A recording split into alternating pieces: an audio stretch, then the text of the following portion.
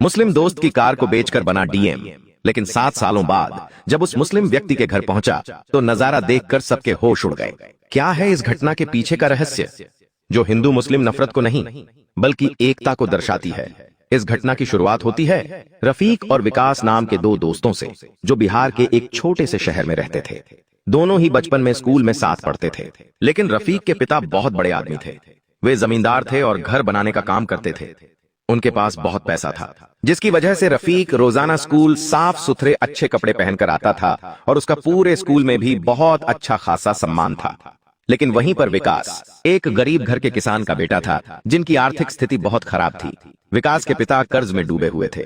जैसे तैसे जमीन पर खेती करके अपने बच्चों को पढ़ा लिखा रहे थे।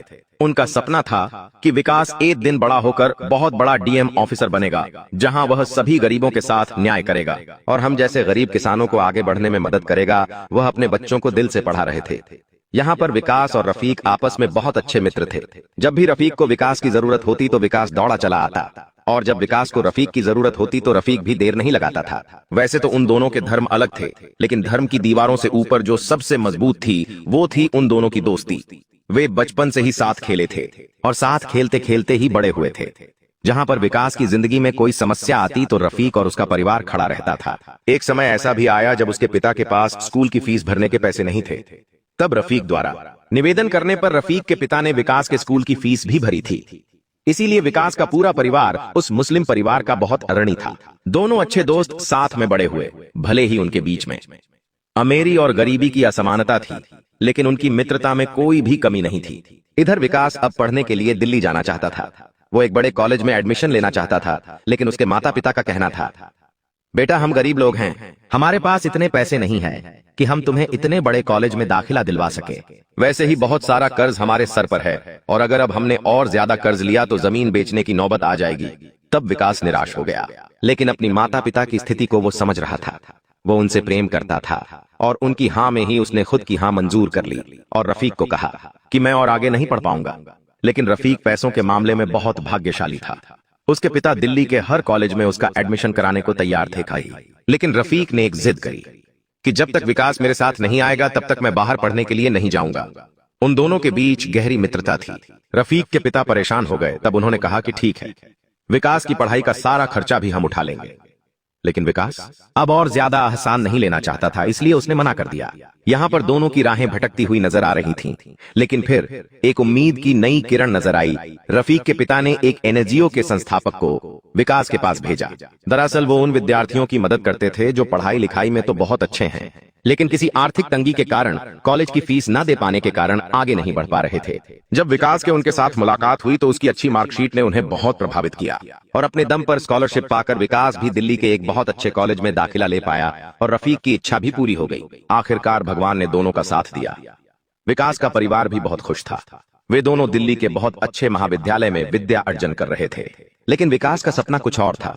वो एक बड़ा डीएम ऑफिसर बनना चाहता था, जिसके लिए उसे यूपीएससी की परीक्षा देनी थी, और यही उसका सबसे बड़ा सपना था। विकास के पिता भी बचपन से यही सपना देखते थे, लेकिन रफीक केवल एजुकेशन के हिसाब से पढ़ाई कर रहा था। वो बड़ा होकर अपने पिता का ही व्यवसाय संभालना चाहता था। वे दोनों हॉस्टल के एक ही रूम में रहते थे, लेकिन रफीक रोजाना देखता था कि विकास निराश है। इतने अच्छे विश्वविद्यालय में दाखिला होने के बावजूद भी वो खुश नहीं था। एक दिन रफीक ने विकास से पूछा कि आखिर तुम्हारे मन में क्या चल रहा है? तब विकास ने रोते हुए कहा कि जैसे तैसे स्कॉलरशिप पाकर मैंने कॉलेज में एडमिशन तो ले लिया, लेकिन मेरा सपना तो एक डीएम ऑफिसर बनना है, जिसके लिए मुझे एक अच्छे कोचिंग संस्थान में दाखिला लेना होगा, तभी मैं यूपीएससी की तैयारी कर पाऊंगा। लेकिन मेरे पास तो एक फूटी कौड़ी नहीं है जिससे मैं एक दिल्ली के बड़े कोचिंग संस्थान में दाखिला ले सकूं। अपने मित्र की इस चिंता को रफीक देख नहीं पाया। वो अब किसी भी सूरत में समाधान करना चाहता था, लेकिन वो इस बारे में अपने पिता को नहीं बता सकता था, क्योंकि रफीक के पिता विकास की पहले से बहुत ज्यादा मदद कर चुके थे, जिस वजह से उसने एक ऐसा काम किया जो विकास के ऊपर जिंदगी भर का एहसान बन गया। आखिर क्या किया रफीक ने विकास के लिए, ये तो आपको वीडियो अंत तक देखकर ही पता चलेगा, इसलिए आप वीडियो के साथ बिल्कुल अंत तक बने रहना। उस समय विकास बहुत ज्यादा परेशान था। वो अपने सपनों को अपनी आंखों के सामने टूटता हुआ देख रहा था। लेकिन फिर रफीक ने एक ऐसा काम किया जिसे सुनकर आपके भी होश उड़ जाएंगे। दिल्ली वो अपने पिता की एक कार्ड साथ में लाया था। वो कार उसे बहुत प्यारी थी, लेकिन अब उसके सामने केवल एक ही उपाय था कि वो इस कार को बेचकर विकास की मदद करें ताकि वो एक अच्छे कोचिंग संस्थान में दाखिला ले पाए और उसका सपना पूरा हो सके। एक दोस्त की जीत में उसने अपनी जीत मानी और उस दिन अपनी सबसे प्रिय कार को अपने दोस्त के लिए बेच दिया।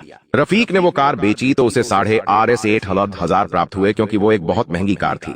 उसने ये सारे पैसे ला करके विकास को दे दिए। विकास अचानक से बहुत हैरान हो गया कि तुम्हारे पास इतने पैसे कहां से आ गए? क्या फिर तुमने मेरे लिए अपने पापा के सामने हाथ फैलाए हैं? तो विकास ने कहा, तुम्हें मेरे लिए ये सब करने की बिल्कुल भी जरूरत नहीं है। वैसे ही तुम्हारे और तुम्हारे परिवार के मेरे ऊपर बहुत एहसान है, मैं उसे जिंदगी में कभी चुका नहीं पाऊंगा। तब रफीक ने मुस्कुराते हुए कहा कि यह पैसे मेरी कार के बदले मुझे मिले हैं। जो कार मेरे पास थी उसकी मुझे खासी जरूरत नहीं थी, इसलिए मैंने बेच दी। अभी जो ये पैसे आए हैं इसे तुम रख लो और एक अच्छे कोचिंग संस्थान में दाखिला लेकर यूपीएससी की तैयारी शुरू करो। जब तुम डीएम बन जाओगे तो तुम्हें सरकारी गाड़ी मिलेंगे, मैं उसमें घूम लूंगा। सबसे पहला तुम अपना सपना पूरा करो, कार तो आती जाती रहेंगी। अपने दोस्त की इतनी बड़ी बात सुनकर विकास बहुत खुश हुआ। उसे अपनी दोस्ती पर बहुत गर्व था। उसने एक सही इंसान का चयन किया था, एक ऐसा दोस्त जिसने अपने दोस्त के सपने को पूरा करने के लिए अपनी प्रिय कार भेज दी। अब विकास ने दिल्ली के एक बहुत बड़े कोचिंग संस्थान में दाखिला लिया और रात दिन एक करके पढ़ाई करना शुरू कर दिया।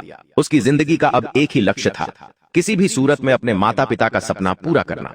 रफीक की उम्मीदों पर खरा उतरना, जो उसने मेरे लिए कार बेची है, मैं किसी भी सूरत में एक ना एक दिन इसका फर्ज जरूर अदा करूंगा। वे रात दिन मन लगाकर पढ़ाई कर रहा था। एक अच्छे कोचिंग संस्थान से उसे अच्छा मार्गदर्शन मिल रहा था, जिसके बाद जब यूपीएससी का रिजल्ट आया तो सबकी दुनिया हिल गई, क्योंकि एक गरीब घर के लड़के विकास ने पूरे देश भर में बहुत अच्छी रैंक हासिल करी थी। यह सब परिणाम था उसके दृढ़ निश्चय का, उनके दोस्त रफीक की मेहनत का। इसी बीच दोनों का ग्रेजुएशन भी पूरा हो गया और दोनों दोस्त गले मिलकर अपने अपने कार्य में संलग्न हो गए। विकास को डीएम पद प्राप्त हो चुका था और उसे राजस्थान के एक छोटे से शहर का कलेक्टर बना दिया गया था। उसके माता पिता बहुत खुश थे। इधर रफीक अपने पिता का व्यवसाय संभालने लगा था, लेकिन विकास को इस बात का अंदाजा नहीं था। डीएम बनते उसके पास पैसा होगा, पावर होगी, कार होगी, बंगला होगा, लेकिन समय नहीं होगा।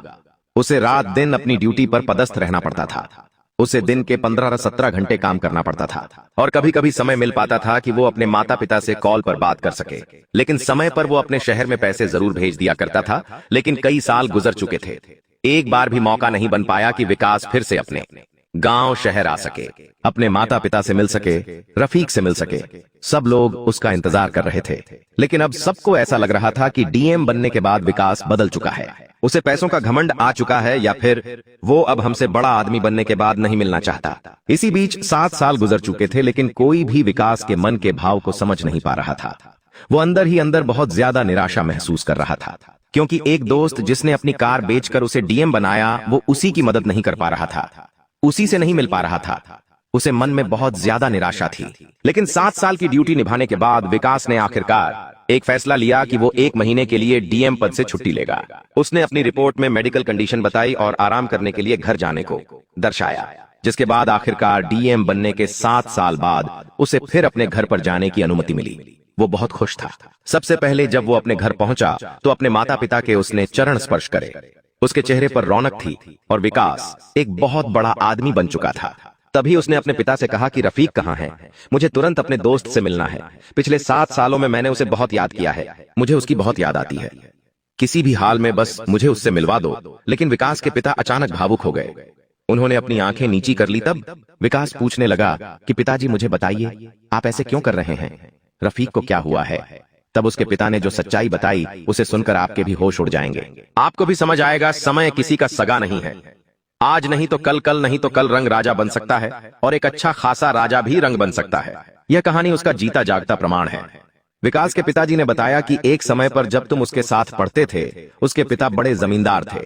उनका कारोबार भी अच्छा चलता था, लेकिन एक दिन अचानक व्यवसाय की चिंता में उसके पिता को हार्ट अटैक आ गया, जिस वजह से उनका देहांत हो गया। रफीक उनका इकलौता लड़का है, इसलिए काम का सारा कार्यभार उसके ऊपर आ गया था। लेकिन वह इतना ज्यादा अनुभवी नहीं था कि इतने बड़े व्यवसाय को अपने कंधों पर संभाल सके। उसने बहुत कोशिश करी, लेकिन वह असफल रहा, जिसके बाद कुछ ही दिनों में उनकी जमीन बिक गई। साथ ही साथ समय के साथ उसकी मानसिक स्थिति भी बहुत बिगड़ रही थी, क्योंकि उसने अपनी जिंदगी में बहुत पैसा देखा था। लेकिन अब ऐसा समय आ चुका था कि वो एक एक पैसों के लिए तरस रहा था। अपने पिताजी के मुख से ऐसी बातें सुनकर विकास से रहा नहीं गया। वो तुरंत दौड़कर रफीक के घर पहुंचा, लेकिन रफीक के घर पर ताला था। आसपास वालों से पता चला कि उन्होंने तो ये मकान बेच दिया है और वो पास में एक कच्चे किराए के मकान में रहते हैं। जिसके बाद दौड़ता हुआ रफीक के पास विकास पहुंचा। उसने देखा कि उसकी हालत तो बहुत खराब थी। एक समय पर वो अच्छा खासा हेल्थी इंसान था, लेकिन अब गरीबी से मानो सूख सा गया हो। उसके माता की स्थिति भी बहुत दयनीय लग रही थी। उनके घर में कोई भी अनाज नहीं था। वे बहुत गरीब स्थिति में आ चुके थे। यह सब देखकर विकास को बहुत हैरानी हुई। उसने रविक से पूछा कि क्या तुम मुझे इन सब के बारे में नहीं बता सकते थे? क्या तुमने मुझे पराया कर दिया? एक समय पर जब मैं गरीब था, तुमने अपनी कार बेचकर मुझे डीएम बनाया था, लेकिन आज जब किस्मत ने तुम्हारे साथ गलत किया तो तुमने अपने सबसे प्रिय मित्र को भुला दिया। लेकिन रफीक ने विकास को गले से लगा लिया और कहा कि मेरे दोस्त, समय सबका आता है, किसी का अच्छा तो किसी का बुरा। जब हम साथ थे तो हमारा अच्छा समय था, लेकिन जब से हम जुदा हुए हमारा बुरा समय शुरू हो गया। लेकिन तुम अपने काम में व्यस्त रहते थे, तुम्हें हमसे बात करने का भी समय नहीं मिलता था। हमें ऐसा लगा तुम हमें भूल चुके हो, इसलिए हमने तुम्हें ये सब बताना उचित नहीं समझा। इसी बात पर विकास को बड़ा गुस्सा आया।